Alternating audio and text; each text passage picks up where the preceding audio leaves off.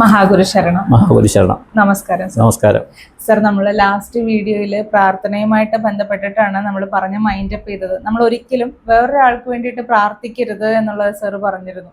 അപ്പോൾ നമ്മളിപ്പോൾ ക്ഷേത്രത്തിലേക്ക് എവിടേക്കെങ്കിലും പോവുകയാണെങ്കിൽ സ്വാഭാവികമായിട്ടും അറിയുന്ന ആൾക്കാർ പറയും എനിക്കും കൂടി വേണ്ടി പ്രാർത്ഥിച്ചേ കിട്ടോ എന്ന് പറയും. പക്ഷെ അങ്ങനെ വേറൊരാൾക്ക് വേണ്ടി നമ്മൾ പ്രാർത്ഥിക്കരുത് എന്ന് സർ പറഞ്ഞു. അതിന് കുറച്ച് ഡീറ്റെയിൽഡ് ആയിട്ട് പറയാം. ഈ പ്രാർത്ഥിക്കരുതെന്ന് പറയണതിൻ്റെ കാര്യം എന്താണെന്ന് വെച്ച് കഴിഞ്ഞാൽ, ഒന്ന് പറയണത് അനുഭവങ്ങളാണ് ഞാൻ പറയണത്. ഇപ്പോൾ തിരുമേനി ആ സമയത്തൊന്നും നമ്മൾ വേറെ ആൾക്ക് വേണ്ടി പ്രാർത്ഥന എന്നല്ല. ഇപ്പോൾ എന്താണെന്ന് വെച്ച് കഴിഞ്ഞാൽ ഈ മൊബൈലും സോഷ്യൽ മീഡിയയും ടി വിയൊക്കെ വന്നപ്പോഴാർക്കും പ്രാർത്ഥിക്കാൻ സമയമില്ലാത്തത്. അപ്പോൾ കൊട്ടേഷൻ കൊടുത്ത് പ്രാർത്ഥിക്കുമ്പോൾ കുംഭമേളയുടെ സമയത്ത് കുംഭമേളയിൽ പോകാൻ പറ്റാത്തവർ നമ്മുടെ ഫോട്ടോ വാട്സാപ്പിൽ അയച്ചു കൊടുത്താൽ അവരിതിൻ്റെ പ്രിൻ്റ് എടുത്തിട്ട് അവിടെ ഇവിടെ പ്രയാഗ്രാജി മുങ്ങിയിട്ട് അതിൻ്റെ പ്രസാദം നമുക്ക് അയച്ചു തരും. കണ്ടായിരുന്നു ആ അഡ്വർടൈസ്മെൻറ്റ്? 999 രൂപ വെച്ചാൽ. അപ്പോൾ നമുക്ക് വേണ്ടിയിട്ട് ഫോട്ടോ അവിടെ മുങ്ങുന്നുണ്ട് കുംഭമേളയിൽ. അതൊക്കെ ബിസിനസ്സിൻ്റെ കാലമാണിത്, മനസ്സിലായോ? പ്രാർത്ഥനയുടെ കാര്യം എന്ന് വെച്ചാൽ നമ്മൾ സ്വയം ചെയ്യേണ്ടത് നമുക്ക് കിട്ടേണ്ടതുമായിട്ടുള്ളൊരു കാര്യമാണ് പ്രാർത്ഥന എന്ന് പറയുന്നത്. നമ്മളിൽ നിന്നൊരു ആക്ഷൻ പോകും, അതിന് റിയാക്ഷൻ വരണം എന്നുള്ള പ്രാർത്ഥന. നമുക്ക് പ്രാർത്ഥിക്കാം വേറൊരാൾക്ക് വേണ്ടി, നമ്മുടെ ക്ലോസ് റിലേഷന് വേണ്ടി പ്രാർത്ഥിക്കാം. ഭാര്യയ്ക്ക് വേണ്ടി പ്രാർത്ഥിക്കാം, മക്കൾക്ക് വേണ്ടി പ്രാർത്ഥിക്കാം, അച്ഛന് വേണ്ടി പ്രാർത്ഥിക്കാം, അമ്മയ്ക്ക് വേണ്ടി പ്രാർത്ഥിക്കാം, അമ്മാവന്മാർക്ക് ക്ലോസ് റിലേഷനിൽ വേണ്ടി പ്രാർത്ഥിക്കാം. ഇപ്പോൾ എനിക്കറിയാം ഒരു അമ്മയ്ക്ക്, ഓക്കെ, ഞാനുമായിട്ട് റിലേഷനുള്ള ഫാമിലിയാണ്. അമ്മ മുറുക്കുമായിരുന്നു. അമ്മയ്ക്ക് ക്യാൻസർ ഡിറ്റക്റ്റ് ചെയ്തു ഈ കവിളിൽ, ഈ ഭാഗത്ത്. അപ്പോൾ ഇവിടെ ഓപ്പറേഷൻ ചെയ്ത് രക്ഷപ്പെട്ടു. അപ്പോൾ ആ വീട്ടിൽ ഞാൻ പരിചയപ്പെടുമ്പോൾ അവിടുത്തെ മൂത്ത മകളില്ല. മൂത്ത മകൾ മരിച്ചുപോയി, ക്യാൻസറായിരുന്നു. അപ്പോൾ ചോദിച്ചപ്പോൾ പറഞ്ഞതെന്താ വെച്ചാൽ ഈ രണ്ട് പെൺമക്കളാണ്, പിന്നെ ആൺമക്കളാണ്. ഈ രണ്ട് പെൺമക്കളും എന്ത് ചെയ്തു എന്ന് വെച്ചാൽ അമ്മേനെ രക്ഷപ്പെടുത്തണം, അമ്മയുടെ അസുഖം ഞങ്ങളേക്കാന്ന് പറഞ്ഞ് പ്രാർത്ഥിക്കുന്നുണ്ടായിരുന്നു. അത് ഏറ്റു. പിന്നെ പറയാം, ശാസ്ത്രീയമായിട്ട് ഹെറിഡിക്ടറി ആണെന്ന് പറയാം. ഓക്കെ, മൂത്ത മോള് പോയി എന്ന് പറഞ്ഞാൽ 10, 35, 40 വയസ്സിൽ പോയെന്ന്. അമ്മ രക്ഷപ്പെട്ടു. പിന്നത്തെ കാര്യം, രണ്ടാമത്തെ ആൾ ലാസ്റ്റ് ക്യാൻസർ വന്നു. അവരെന്നാൽ ഭയങ്കരമായിട്ട് ദൈവികമുള്ള ആളായിരുന്നു. എന്ന് പറഞ്ഞാൽ ജോലിയുള്ള ആളായിരുന്നു. ഞാൻ പരിചയപ്പെടുമ്പോൾ ട്രെയിനിൽ പോയുമ്പോൾ പരിചയമാണ്. അപ്പോൾ ട്രെയിനിലിരുന്ന് സഹസ്രനാമം വായിക്കും. എല്ലാ വ്രതങ്ങളും, ഷഷ്ഠി, ഏകാദശി, വാവ് എല്ലാ വ്രതവും എടുക്കുന്ന ആളായിരുന്നു. വളരെ നല്ല തങ്കപ്പെട്ട സ്വഭാവം എന്ന് പറയും. തങ്കപ്പെട്ട സ്വഭാവമായിരുന്നു. പക്ഷേ ക്യാൻസർ വന്നു ലാസ്റ്റ്. കാര്യം ഇത് വാങ്ങിയതാണ്. ഇപ്പോൾ ആർക്കാകട്ടെ, ആൾക്കാർക്കാണെങ്കിലും ഒരു അസുഖം വന്ന് ആ ആൾക്ക് ദീർഘായുസ്സുണ്ടെങ്കിൽ അത് കിട്ടിയിരിക്കും, അതിന് സംശയമൊന്നുമില്ല. അത് നമ്മൾ വഴിപാടുകൾ വേറൊരാളെ ഏൽക്കണമെന്നില്ല. ഏൽക്കുമ്പോൾ എന്താണെന്ന് വെച്ചാൽ ഈ കാർമ്മിക വരികയാണ്. അത് സ്വന്തം മക്കളാണെങ്കിലും അതെ, അയൽവക്കക്കാരാണെങ്കിൽ ഈ കാർമ്മിക വരും. വേറൊന്ന് പറയാം, ഇപ്പോൾ ചിലരുടെ കാര്യത്തിന് കോണ്ടാക്ട് ചെയ്യും, മനസ്സിലായി? കോണ്ടാക്ട് ചെയ്തിട്ട് ഞാൻ നേരത്തെ പറഞ്ഞു ഗായത്രിയുടെ കാര്യത്തിന് അനു എന്നോട് ചോദിച്ചിട്ട് ഞാൻ വഴിക്ക് ഇങ്ങനെ ഒരു ഫാമിലി കോണ്ടാക്ട് ചെയ്തു. വെറുതെ ഇരിക്കുമ്പോൾ അവരുടെ തന്നെ ഫാമിലി ഫ്രണ്ടിനെ രക്ഷപ്പെടുത്തണമെന്നുള്ള ഇതിൽ അവരുടെ വീട്ടിലിരിക്കുമ്പോഴത്തേക്കും അവർക്ക് കുലദേവത എന്തെന്നറിയില്ല. അത് പറയുമ്പോഴാണ് ഞാൻ ഏതൊരു സൂചിപ്പിച്ചു പോയത്. കുടുംബദേവത എന്തെന്നറിയില്ല. അപ്പോൾ അതൊന്ന് പറഞ്ഞു കൊടുക്കാമെന്ന് ചോദിച്ചു. ഞാൻ പറയാമെന്ന് പറഞ്ഞു. അപ്പോൾ എനിക്കാണ് അവരുടെ റെപ്രസെൻറ്റേറ്റീവ് ഉണ്ടായിരുന്നോ ഇല്ലയെന്ന് ഞാൻ ഓർക്കുന്നില്ല. ഫോൺ ചെയ്തു.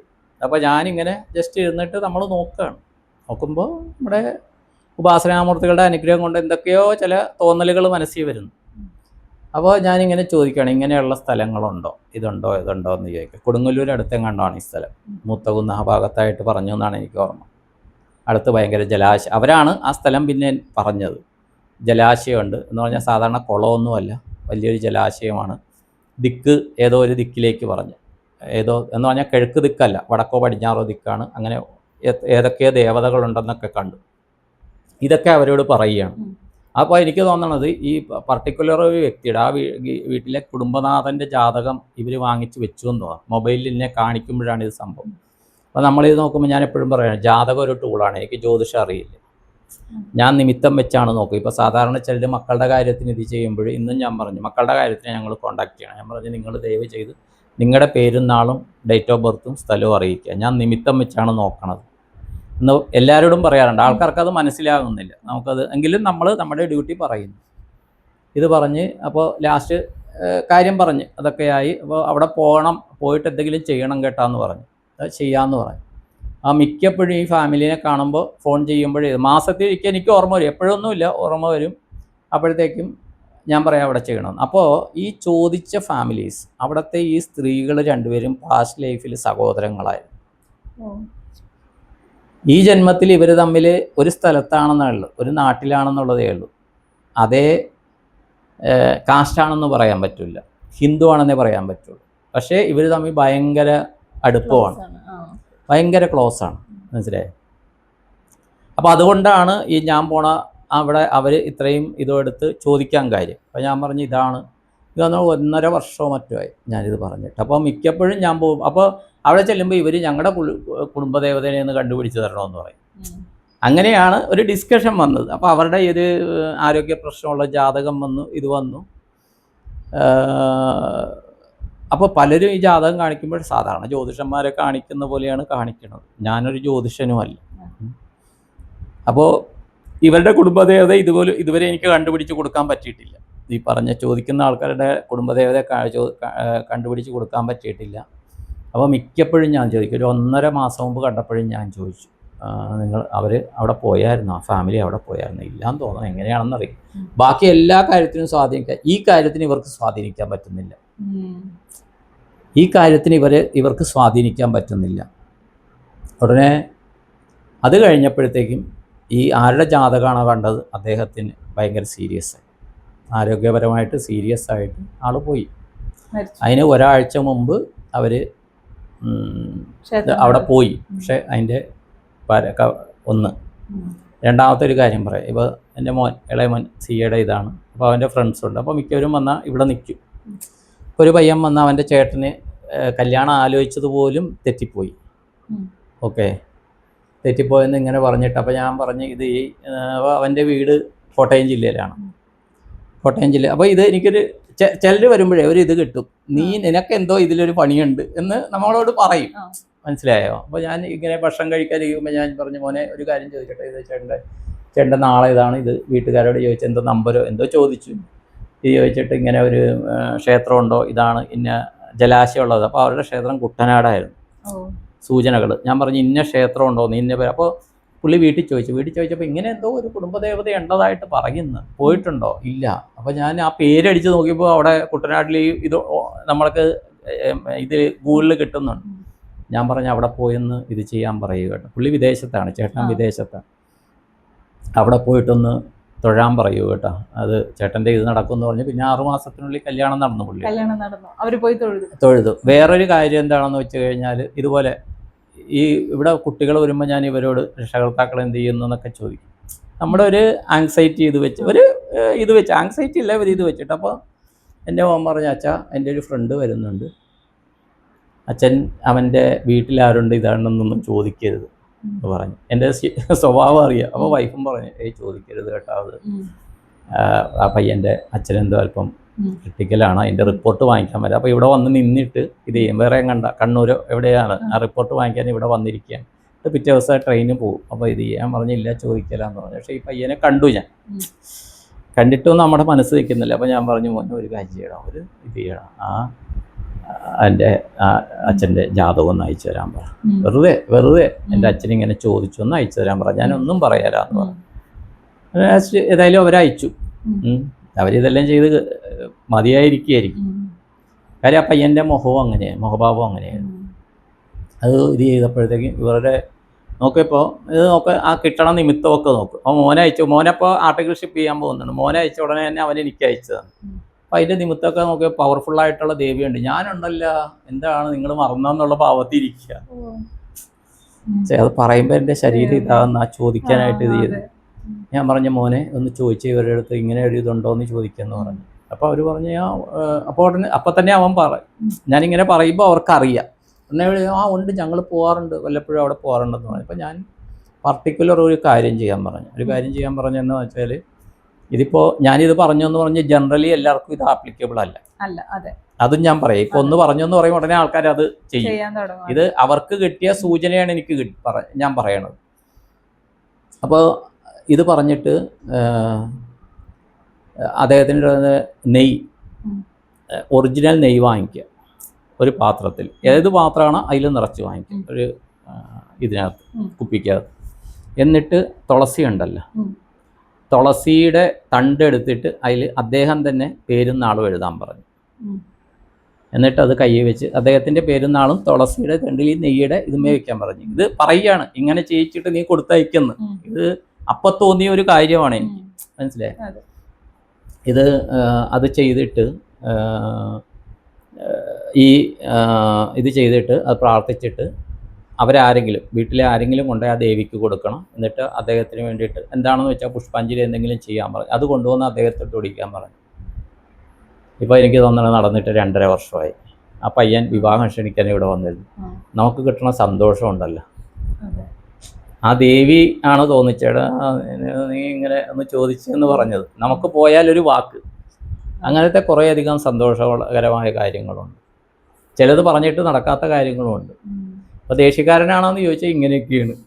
എന്ത് ചെയ്യും, ഇമോഷൻസ് ഉണ്ട്. ഞാനും വളരെയധികം ഇതാണ്. ഇപ്പോൾ വൈഫിനാണെങ്കിലും അറിയാം, ഞാനൊരു കാര്യം പറയുമ്പോൾ അവളും പലപ്പോഴും ചോദിക്കും, നിങ്ങളെന്താ കർശനമായിട്ട് പറയുന്നത്, നിങ്ങളെന്താ കർശനമായിട്ട് പറയുന്നത്. ഞാൻ പറയും ഇത് കഴിഞ്ഞിട്ട് വരുന്ന എഫക്റ്റ് അറിയാം. ഇപ്പോൾ ഞാൻ പറയാം, വൈഷ്ണവി ഇല്ലേ, വൈഷ്ണവിയുടെ ഒരു കൂട്ടുകാരിയുണ്ട്, ബെസ്റ്റ് ഫ്രണ്ട് ഉണ്ട്. അപ്പോൾ ഇവർ ഇടയ്ക്ക് കാണാൻ വന്നു ഇവരുടെ ഇതിന്. അപ്പോൾ ഇവർ ഇത് ചെയ്തപ്പോഴത്തേക്കും ഇവർ ഈ കുട്ടീനെ വേറെ സ്ഥലത്ത് വിടാൻ പോവുകയാണെന്ന് പറഞ്ഞു, പഠിക്കാൻ വേണ്ടിയിട്ട്. ഞാൻ പറഞ്ഞു ഈ കുട്ടീനെ വിടാതെ, കേരളത്തിന് വെളിയിൽ ഈ കുട്ടീനെ വിടാതെ, നിങ്ങൾ ഈ കുട്ടി ഇവിടെ നിൽക്കട്ടെ, പഠിക്കട്ടെ, പഠനം തടസ്സപ്പെടാനുള്ള യോഗം കാണും. അപ്പോൾ കുട്ടീനെ ഞാൻ ഇരുത്താണ്ടാണ് പറയണതെന്ന് തോന്നുന്നത്. ഞാൻ പറഞ്ഞു കഴിഞ്ഞാൽ ചിലപ്പോൾ കുട്ടിയിൽ ട്രോമ വരും. ചിലപ്പോൾ ശാരീരിക, കുട്ടി നന്നായിട്ട് പഠിക്കുന്നത്, ബ്രില്യൻ്റ് ആ കുട്ടി പഠിക്കുന്നത്, ചിലപ്പോൾ ശാരീരിക ഇതായിരിക്കും. അതുകൊണ്ട് ദയവ് ചെയ്ത് നിങ്ങൾ കുട്ടീനെ വിടല്ലേ എന്ന് പറഞ്ഞു. പക്ഷേ കുട്ടിക്കും പോകണം, ഇത് ചെയ്യണമെന്ന് പറഞ്ഞിട്ട് 2 ലക്ഷം മുടക്കി അഡ്മിഷൻ എടുത്തു. അഡ്മിഷൻ എടുത്ത് 2-3 മാസം കഴിഞ്ഞപ്പോഴത്തേക്കും അമ്മയ്ക്ക് അസുഖമല്ല, അമ്മയ്ക്ക് ഒറ്റയ്ക്ക് നിൽക്കുന്നത്. അച്ഛന് വേറെ എടുത്ത് ജോലി, അമ്മ വേറെ എടുത്ത്, ഇവള് വേറെ എടുത്ത്. അമ്മയ്ക്ക് ഇതായിട്ട് ഇവർക്ക് ആ പഠനം നിർത്തി തിരിച്ചു വരേണ്ടി വന്നു. എന്നിട്ടിപ്പോൾ വേറെ ചേരുന്നു. ആ 2 ലക്ഷം രൂപ 1 ലക്ഷം രൂപ പോയി. അപ്പോൾ ഞാൻ വൈഫിന്, അപ്പോൾ അന്നും എനിക്ക് തോന്നുന്നു അവരിവിടെ വന്ന് വൈഫ് ഉണ്ടായിരുന്നു. അപ്പോൾ ഞാൻ പറഞ്ഞ്, രഞ്ജിത ഇത് കണ്ട, ഇപ്പോൾ അവൾക്ക് മനസ്സിലായി കേട്ടോ. കാര്യം എന്താണെന്ന് പറയുന്നത്, നമ്മൾ ഇനി വരാൻ പോകുന്ന അനുഭവങ്ങൾ നമ്മൾ കാണുക. അപ്പം നേരത്തെ ആണെങ്കിലും ആ ക്ഷേത്രത്തിൻ്റെ കാര്യം പറഞ്ഞല്ലോ, അവർ പോയോ എന്ന് ചോദിക്കുമ്പോൾ, അപ്പോൾ നമ്മുടെ ഇത് ഫ്യൂച്ചർ അവർ പോയി അവർ രക്ഷപ്പെടണം മനസ്സിൽ പറയുകയാണ് നമുക്ക് നമ്മളവരെ വന്ന് കാണണമെന്നോ ഒന്നുമല്ല. എന്നുവെച്ചാൽ ഇത് അവർ രക്ഷപ്പെടണം നമുക്കൊരു നിയോഗമാണ്. പക്ഷേ ചില കാര്യങ്ങൾ ഇങ്ങനെ വരുമ്പോൾ വിഷമം തോന്നാറുണ്ട്. അപ്പോൾ ചിലപ്പോൾ പറയുമ്പോൾ കർക്കശമാകാറുണ്ട്. കാര്യം എന്താണെന്ന് വെച്ച് കഴിഞ്ഞാൽ ഇതിൻ്റെ ഫ്യൂച്ചർ എന്താണെന്ന് അറിഞ്ഞിട്ടാണ് പറയണം.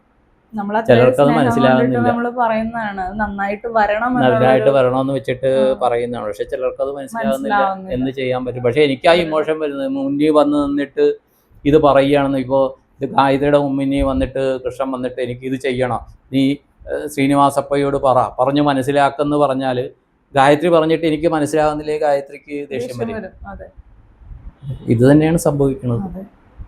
അതാണ് സത്യം. അത് ആൾക്കാർ ക്ഷമിക്കുക, അല്ലാണ്ട് എനിക്കൊന്നും ചെയ്യാൻ പറ്റില്ല. പിന്നെ അവരുടെ കാർമ്മികം അത് ഒഴിവാക്കാനാണ് ഞാൻ ചിലപ്പോൾ പരുഷമായിട്ട് പറയുന്നത്.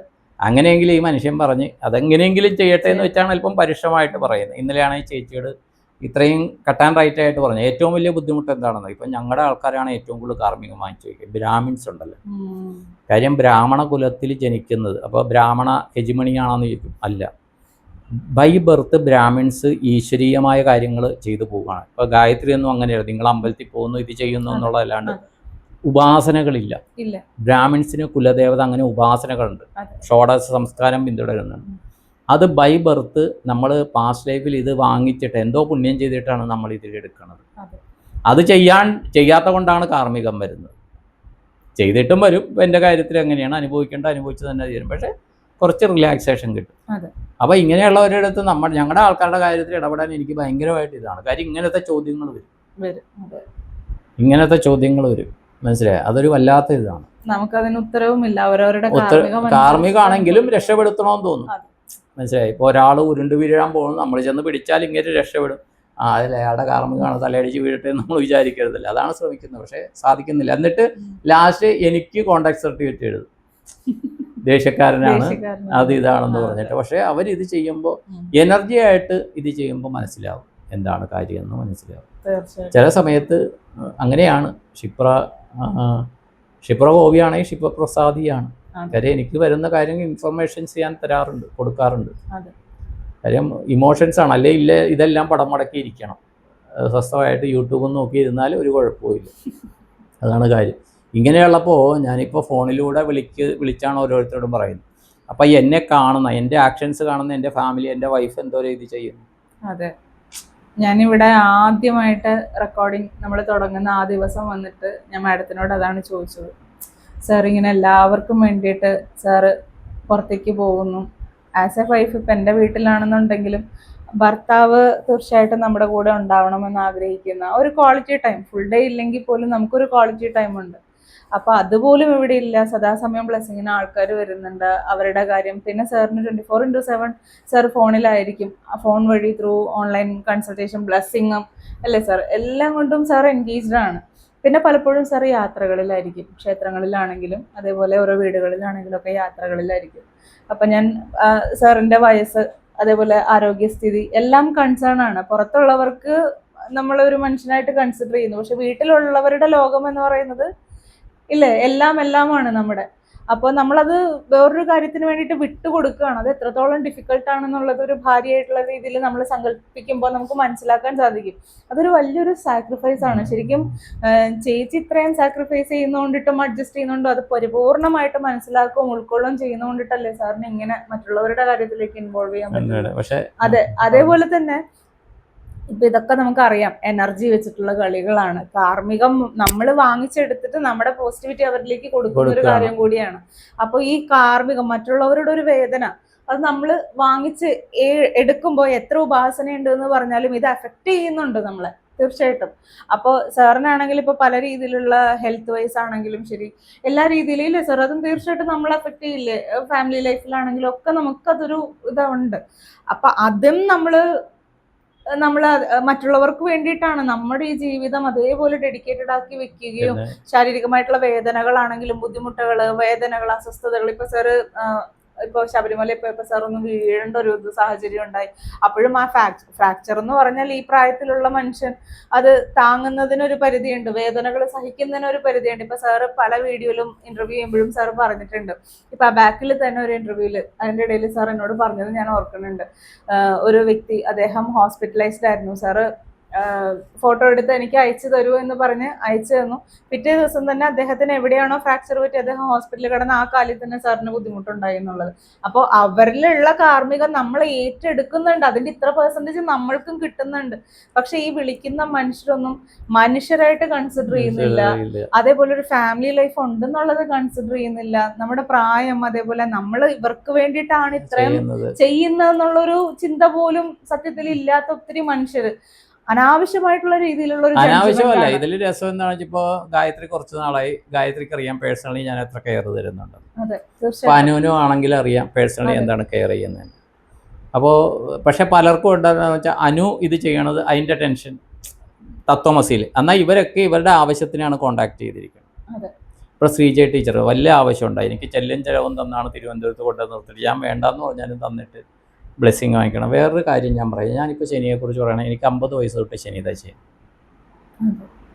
ഞാൻ ഇതുവരെയും പറയാത്തൊരു കാര്യം ഇപ്പോൾ ഓപ്പൺലി പറയാം, 50 വയസ്സ് തൊട്ട് എനിക്ക് ശനി ദശയാണ്. മനസ്സിലായി? ഈ ശനി ദശയാണെന്ന് അറിഞ്ഞിട്ട്, അപ്പോൾ ശനിയുടെ കാര്യത്തിൽ കാലിനാണ് വേണം നമുക്കിതുവരെ. ഇതാണെന്ന് അറിഞ്ഞിട്ട് നമ്മൾ ഇത് ചെയ്ത് കാർമ്മികമാണെന്ന് അറിഞ്ഞിട്ട് നമ്മൾ ബാക്കിയുള്ള അതിൽ ഞാൻ സന്തോഷവാനാണ്.